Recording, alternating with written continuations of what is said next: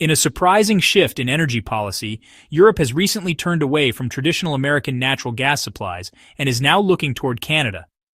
With President Trump's tariff threats and political tensions still echoing, the atmosphere for U.S. Europe trade is being seen as more hostile.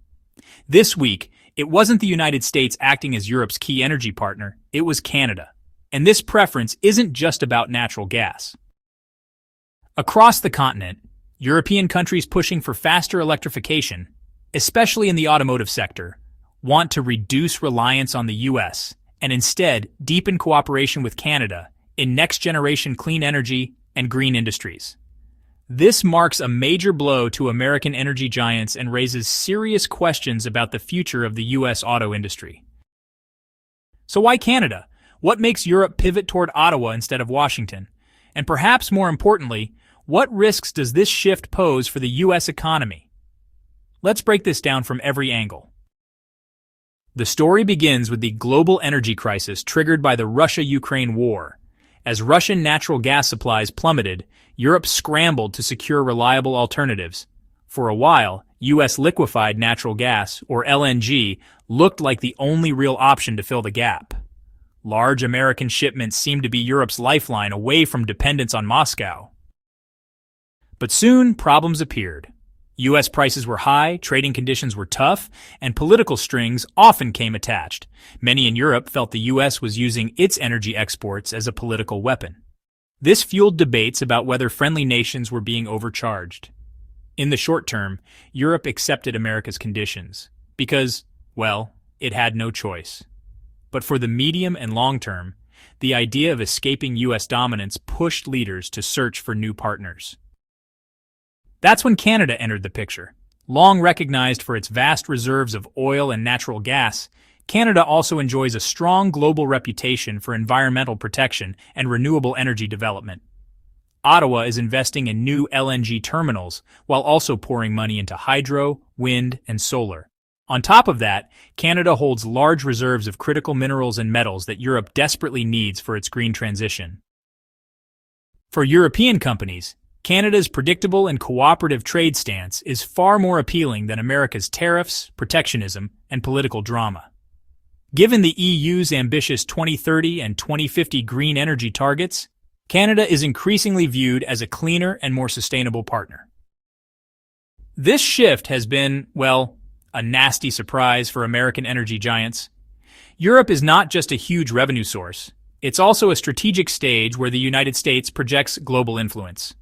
Now, Europe boosting Canada's share of LNG imports directly threatens American companies' contracts and long-term investment plans. High U.S. prices, protectionist rhetoric, and political volatility have pushed Europe to say, let's try a different path. Canada, seizing the moment, has launched a diplomatic and trade offensive to position itself as that path. Yes, Canada currently lacks the massive infrastructure for large-scale LNG exports. But, hey, billions of dollars are now being poured into projects that will change this in just a few years.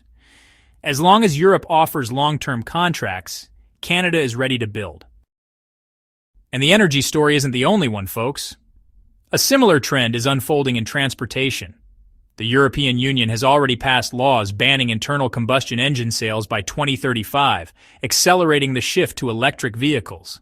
This creates enormous demand for batteries, charging infrastructure, and most importantly, critical minerals. Canada's lithium, nickel, and cobalt reserves are now highly sought after by European manufacturers. Germany, France, and even Scandinavia are already signing deals with Canada to lock in supplies.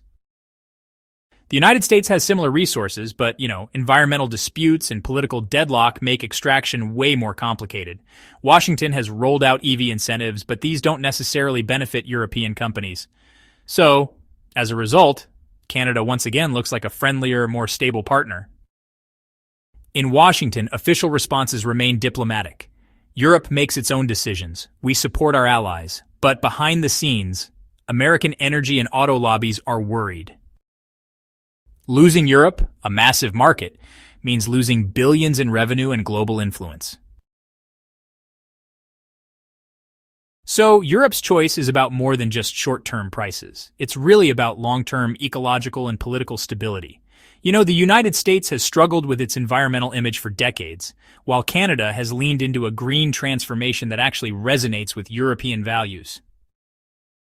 Politically, this is also part of a deeper shift. Since the Cold War, U.S. leadership has been questioned, especially during the Trump years, when America first created a crisis of trust in Europe. And even though Biden has tried to restore relations, Congress has doubled down on protectionist measures, making Europe uneasy again. Canada, in contrast, presents a calmer, more cooperative image. In European public opinion, Canada is seen as less unilateral, more conciliatory, and therefore a safer long-term partner. Looking ahead, Canada's energy and mineral exports could, really reshape global markets. For decades, nearly all of Canada's oil and gas went to the U.S. because of geography and pipelines. But now, new LNG facilities on Canada's coasts will allow exports to both Europe and Asia.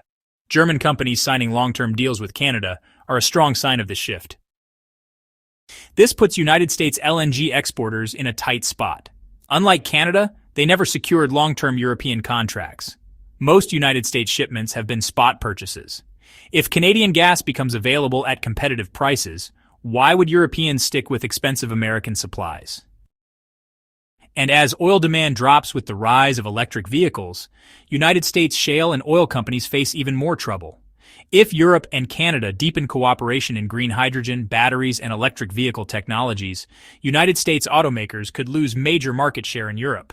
Already, American brands reluctant to manufacture in Europe are being squeezed by stricter European Union emissions rules. Meanwhile, Canada is gaining goodwill for being less aggressive in trade negotiations. Europe and Canada are also much more aligned on environmental standards, both committed to the Paris Agreement and green policies. By contrast, the United States has inconsistent rules from state to state, making long-term commitments harder.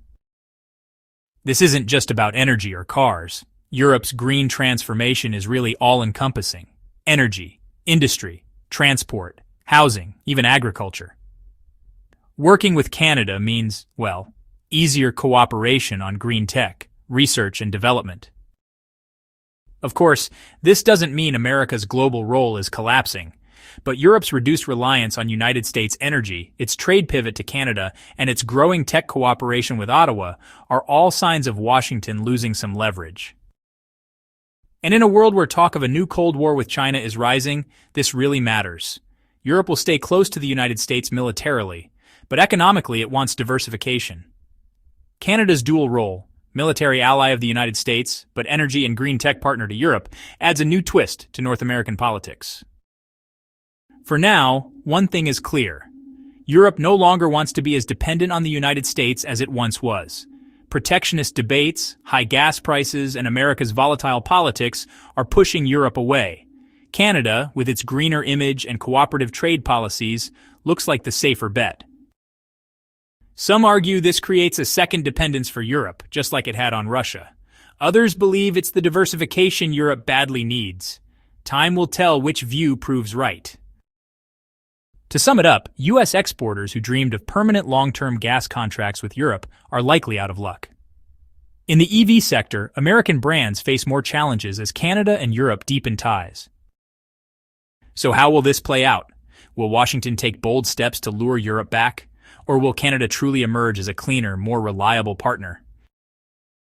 We'll be watching closely as this global energy game unfolds, and as new technologies and alliances reshape the future. Don't forget to share your thoughts in the comments, and if you found this analysis valuable, please support the channel by liking the video and subscribing. See you in the next update.